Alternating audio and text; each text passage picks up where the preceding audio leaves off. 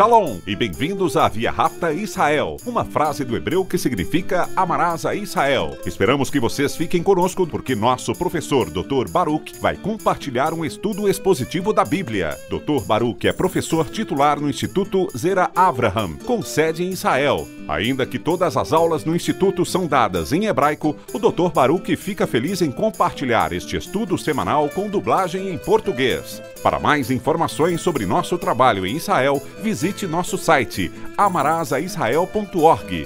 Fiquem agora com o Dr. Baruch e a aula de hoje. We all need encouragement from time to time. Todos nós precisamos de encorajamento de vez em quando. E uma coisa que nos encoraja é a segurança, a certeza de saber de algo. Quando se trata das promessas de Deus, podemos ter certeza de que aquilo que Deus diz, Ele vai fazer. Agora, pegue sua Bíblia e olhe comigo no livro de Romanos capítulo 8. Esta última parte deste capítulo nos mostra muito encorajamento. Ele nos garante que vamos experimentar o seu amor. E ele vai deixar bem claro que nada será capaz de nos separar dele, de seu amor, de suas promessas e, por fim, de vivermos uma experiência do reino eterno. Então, vamos começar. Olhe comigo no versículo 31. Agora, observe como Paulo começa. Portanto, o que diremos a essas coisas? Essas são as coisas que ele acabou de mencionar, que é o que ele nos prometeu, que nós, que estamos num novo relacionamento de aliança com Deus, por meio da obra do Messias, da fé nele, nós podemos ter certeza do que seremos para a eternidade. Do que estamos falando? Nós fomos predestinados a nos tornar como Messias, ou seja, nós seremos justos, santos, seremos transformados para que obedeçamos a Deus. E é claro que não estou falando sobre essas coisas neste corpo, mas no novo corpo que Deus nos promete. Assim, nessa nova condição, nessa condição eterna, após recebermos um corpo glorificado, um corpo de reino, nós seremos como o Messias. Vou agora repetir o que disse na semana passada. Vou dizer novamente. Isso não significa que vamos nos tornar divinos. Isso é heresia. Isso simplesmente significa que nós vamos concordar com Deus e que vamos refletir sua glória. O que quer dizer que nós não temos a glória em nós mesmos, mas nós refletimos a glória de Deus. Nós seremos servos fiéis do Deus vivo e vamos andar em obediência como nosso Senhor e Salvador andou em obediência, fazendo a vontade de Deus de forma perfeita. Então, temos aqui no versículo 31, portanto, o que devemos dizer a essas coisas? A maioria das Bíblias usa a palavra se, mas eu gostaria de sugerir a você que, neste contexto, esta palavra é semelhante à palavra hebraica mikeivan, e essa é a palavra grega ei, que deve ser entendida como já que. Não sei por que muitas vezes as pessoas, os tradutores, querem semear dúvidas. A palavra de Deus nos dá certezas. Dessa forma, nós lemos aqui, já que Deus, literalmente está escrito, está em nosso nome. Ou seja, já que Ele é por nós. Deus deseja que a sua natureza seja para nós abençoar. Ele nos ama. Nós já vimos como Ele demonstrou seu amor por nós enquanto ainda éramos pecadores. Agora, após termos sido reconciliados com Ele pelo próprio sangue de seu Filho, nós temos essa certeza. E Paulo diz, já que Deus é por nós, quem será contra nós? E o que Ele está nos transmitindo é o porquê de Deus ser por nós. Por quê?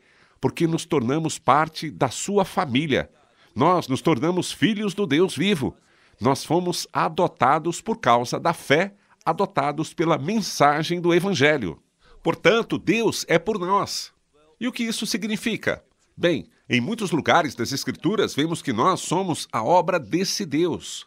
Ele vai agir para nos edificar, para nos transformar tanto neste mundo e, finalmente, quando entrarmos no reino de Deus. quando formos transformados e recebermos a promessa gloriosa de estarmos neste novo estado eterno, tendo sido glorificados pela obra do Messias. Então, Deus é por nós, e não importa quem está contra nós. Olhe agora o versículo 32. Também aquele, depois ele diz, que nem a seu próprio filho. Nós sabemos muito bem quem é aquele sobre quem estamos falando. É Deus, o Pai, que seu próprio filho ele não poupou. Mas o que ele quis dizer é, ao contrário de reter alguma coisa, pelo que Deus é famoso. Deus adora dar. Por isso, ele é conhecido como um Deus abençoado. É da natureza de Deus dar. E ele dá presentes bons e perfeitos para seus filhos. Assim está escrito, pois ele que não poupou seu único filho, mas em nosso nome. Agora, isso é importante. Literalmente, está escrito que é em nome de todos. Mas para que sejam todos, ele está falando de todos os que estão num relacionamento de aliança. E Deus amou tanto o mundo que ele deu. Então, ele deu para todas as pessoas. Mas aqueles que serão os destinatários desse presente são aqueles que o recebem pela fé. Por isso digo, destinatários. Estou falando sobre o que o presente de Deus, ou seja, o seu Filho unigênito, o que esse presente pode produzir em nossa vida. E o que seria isso? A bênção eterna. São as promessas de Deus sendo manifestadas em nossa vida, não apenas neste mundo, mas muito mais importante, na eternidade, de forma que nós conheceremos as bênçãos de Deus, suas promessas, para todo sempre. E por que tudo isso aconteceu? Porque ele o entregou. Paulo continua à medida que olhamos para a metade do versículo 32. Como não também com ele. Agora a expressão com ele é muito importante. Nós já falamos sobre isso antes, porque o termo com é uma palavra redentora. É com ele pelo fato de que ele nos redimiu, que ele nos perdoou, que ele fez a obra da reconciliação, que ele nos justificou, ele nos fez justos. Por isso está escrito, com ele significando nesse relacionamento de aliança. Paulo diz, com ele nos dará todas as coisas. Veja aqui o que é importante, nos dará de graça. Na maioria das vezes, a palavra traduzida por dar de graça está enraizada na palavra que significa graça. Então, é a palavra graça transformada em verbo, o que significa ser gracioso. Porém, tem uma doação sem limites, uma doação gratuita. Esta é a graça de Deus em ação. E Deus não poupa, ele não retém, ele não economiza. Ao contrário, ele é generoso. Nós já conversamos sobre o fato de que nós fomos chamados para sermos como ele. Portanto, precisamos ser pessoas generosas. Esse é o meu encorajamento para você, se você quiser conhecer a alegria. Seja generoso. Biblicamente falando, existe uma relação entre alegria e generosidade. Fale então assim com Deus. Senhor, abra meus olhos para pessoas com as quais eu possa ser generoso. Talvez seja um garçom ou uma garçonete, talvez seja outra pessoa, talvez seja alguém que tenha feito algumas coisas para você e você pode simplesmente abençoá-lo de uma maneira muito generosa, de forma que quando essa pessoa receber esse presente, ela saiba que você foi além. Isso é o que vemos sobre Deus. Nós já vimos 2 vezes escrito na passagem no nome. O real significado dessa palavra é além. Ela significa algo que está transbordando. É isso que Deus faz. Ele ama nos dar as suas promessas e as suas bênçãos de uma forma que transborda, que vai além de nossas expectativas. Dessa forma, então, como não? Também com ele nos dará todas as coisas para nós. E de graça. Versículo 33. E quem? A próxima palavra é uma frase que implica em apresentar queixas contra. Assim, Quem fará alguma acusação contra os eleitos de Deus?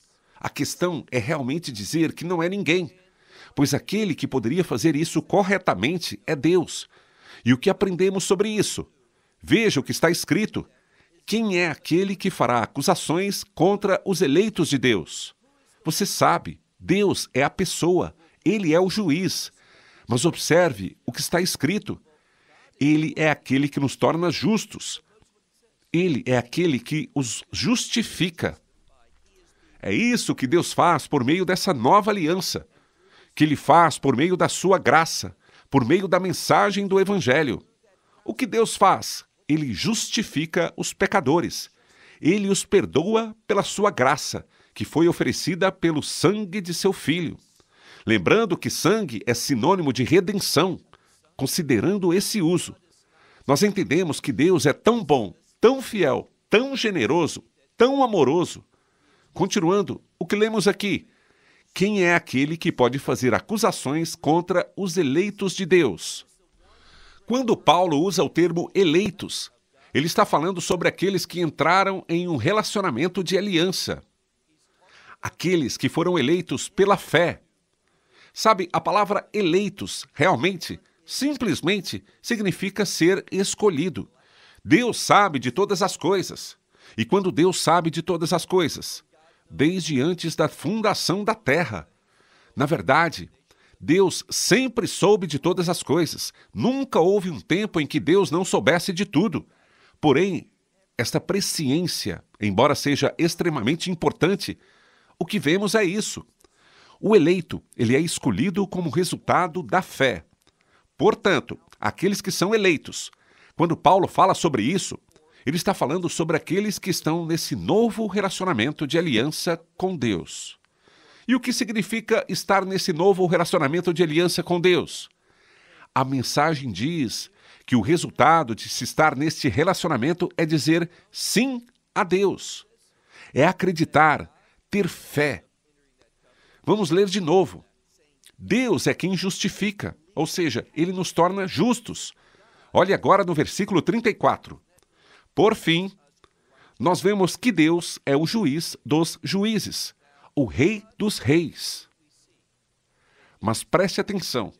No livro de Daniel, no capítulo 7, lemos que o Messias vem perante o ancião de dias, ou seja, o Pai Celestial, o Deus Todo-Poderoso. E ele herda, ele recebe.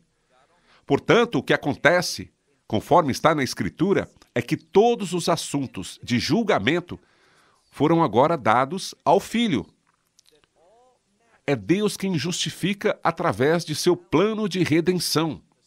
Seu Filho o executou, e agora, como resultado, o Messias Yeshua, ou seja, Jesus Cristo, se torna aquele que é juiz.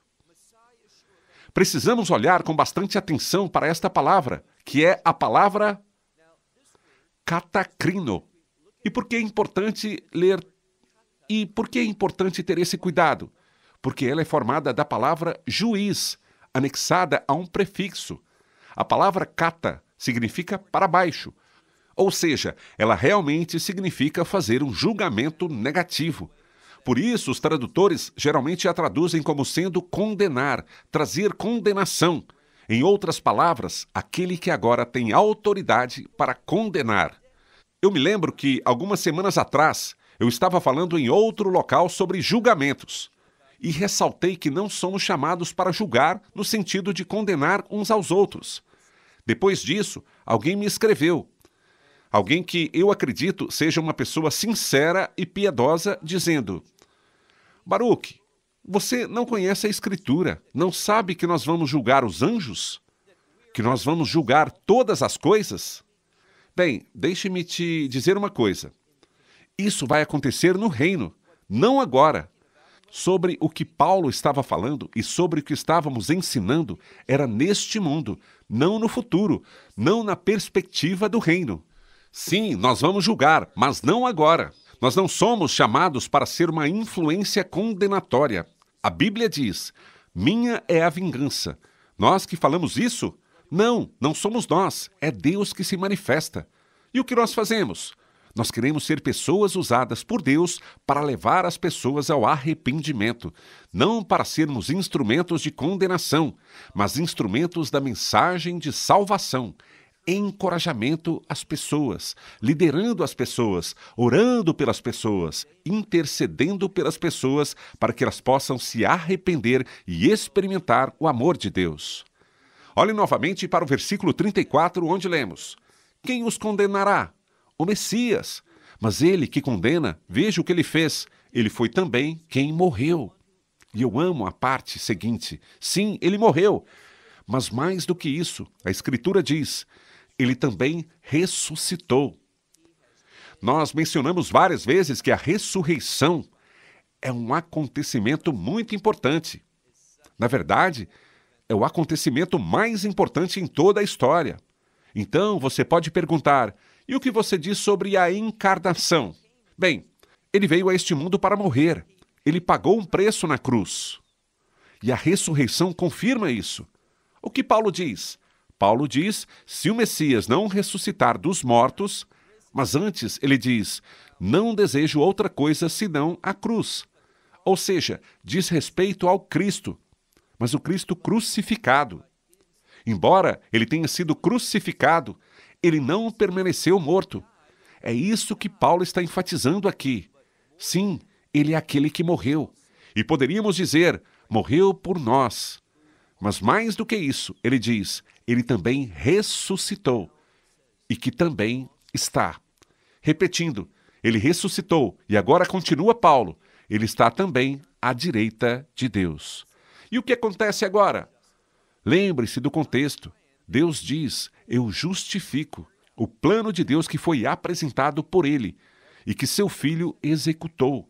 Esse plano é para tornar a todos que o aceitarem justos ao lado de Deus. Por que é assim? Nós já aprendemos isso, pois o Messias toma os nossos pecados. Ele paga o preço por todos os nossos pecados, todas as nossas transgressões, todas as nossas iniquidades. E o que mais ele fez? Ao retirar toda a imundície, todos os pecados, toda a iniquidade, ele tirou tudo isso de nós. E o que ele colocou sobre nós? A Escritura diz que ele atribuiu ao crente, ele atribuiu a sua justiça. E que tanto ele era justo? Ele era perfeitamente justo.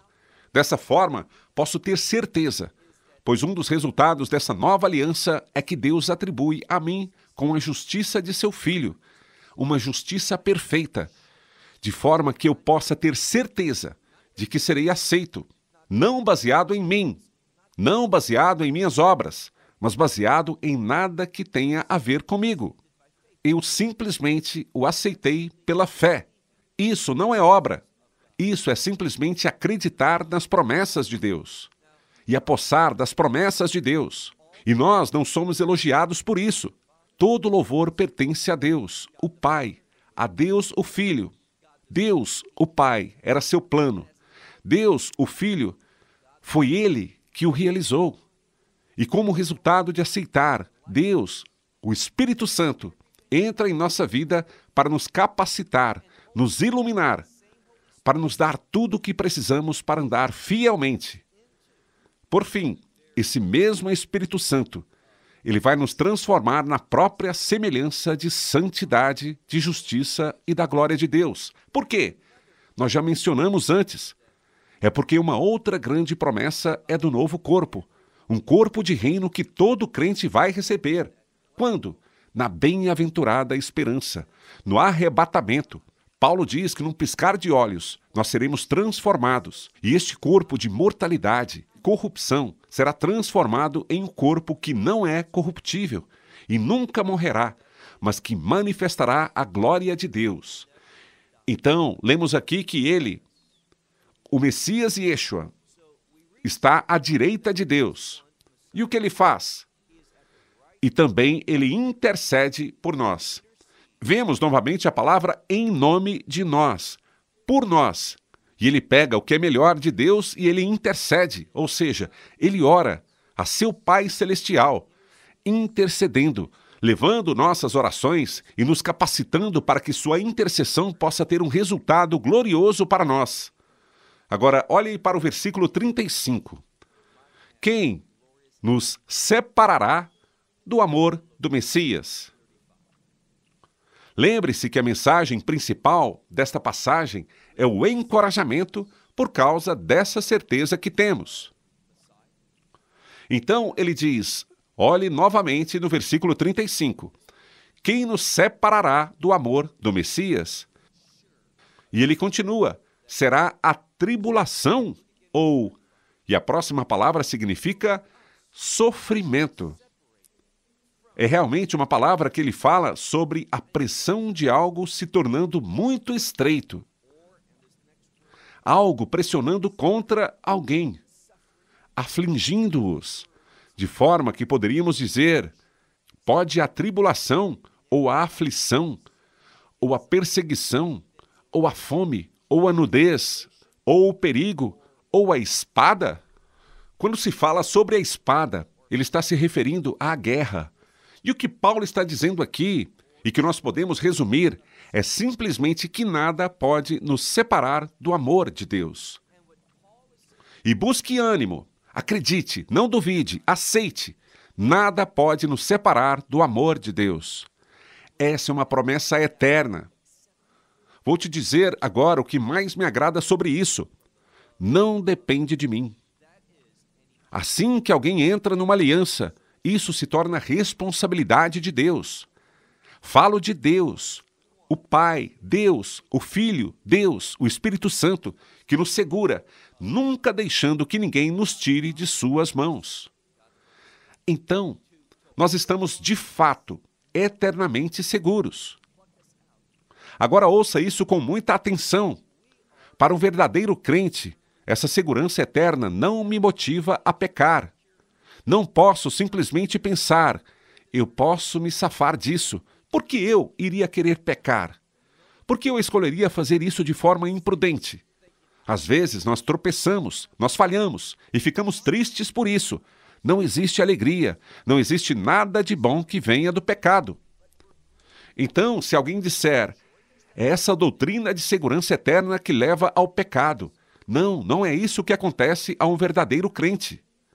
A qualquer pessoa que entenda o sacrifício do Messias.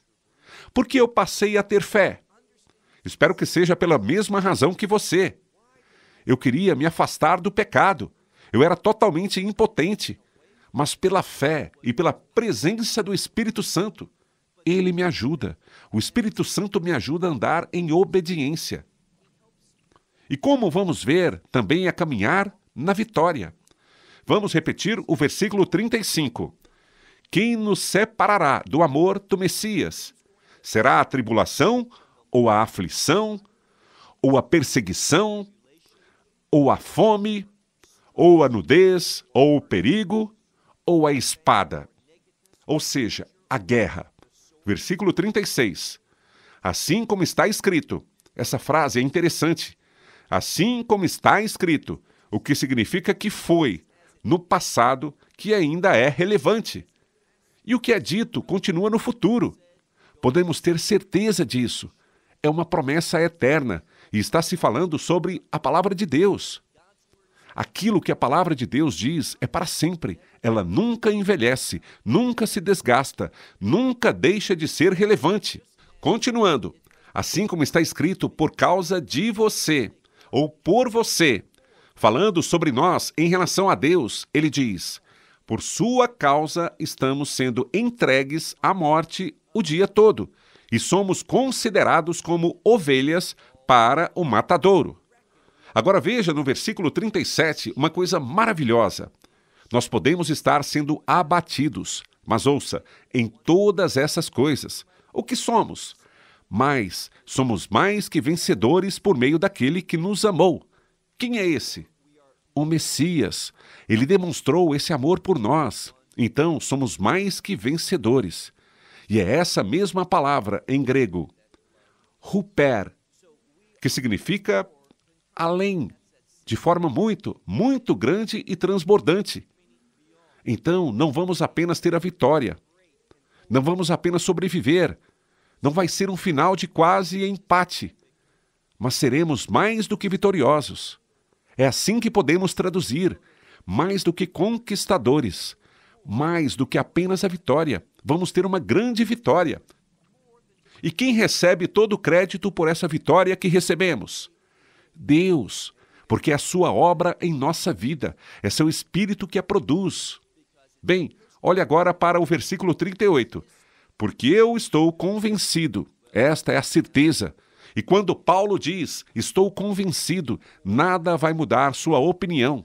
Porque eu estou convencido de que nem a morte, nem a vida, não importa se eu estou vivo ou morto. Todas essas promessas são verdadeiras. Nem anjos, nem demônios, ou principados. Você pode traduzir assim. Nem poderes, nem. A maioria das Bíblias diz as coisas do presente e as coisas que virão. Mas perceba uma coisa.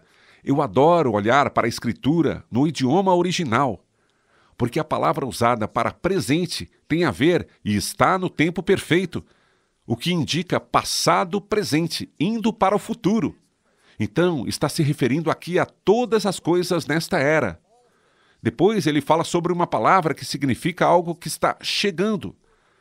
Portanto, tanto agora, nessa era, seja na história, seja agora, ou seja no futuro, ou no porvir. Isso é o que ele está dizendo. Nada vai nos separar do amor de Deus. Nós vamos conhecer essa vitória, esta conquista, esta grande vitória. Agora olhe para o nosso último versículo, o versículo 39. Ele diz, nem altura, nem profundidade, nem qualquer outra coisa na criação, nada disso não será capaz de nos separar. A ênfase aqui é em nós. Não será capaz de nos separar do amor de Deus. Que versículo maravilhoso! Nada é capaz de nos separar do amor de Deus no Messias e Yeshua, nosso Senhor. Agora observe que o versículo termina com nosso Senhor. Deixe-me então te fazer uma pergunta. Ele é realmente o seu Senhor? Você o convidou para entrar na sua vida? Você confessou seus pecados e acredita que Ele pagou o preço por todos os seus pecados na cruz? Você pode ter certeza disso, porque Deus testemunhou que Ele aceitou a obra do Messias na cruz, porque Ele o ressuscitou dos mortos. Se você acredita que Ele pagou o preço, se você acredita que Ele ressuscitou dos mortos, então você será salvo. Pode ter certeza absoluta dessa promessa maravilhosa. Shalom. Wonderful promise. Shalom. Esperamos que você tenha desfrutado da aula de hoje e que possa compartilhá-la com outros. Te convidamos a participar e nos acompanhar a cada semana, a esta hora e por este canal, em mais um episódio de Amarás a Israel. Para mais informações em português, visite amarasaisrael.org, onde encontrará muitos outros estudos realizados pelo Dr. Baruch. Até a próxima semana. Que Deus, nosso Messias e Yeshua, nosso Senhor Jesus Cristo, te abençoe durante a sua caminhada com Ele. Shalom, desde Israel.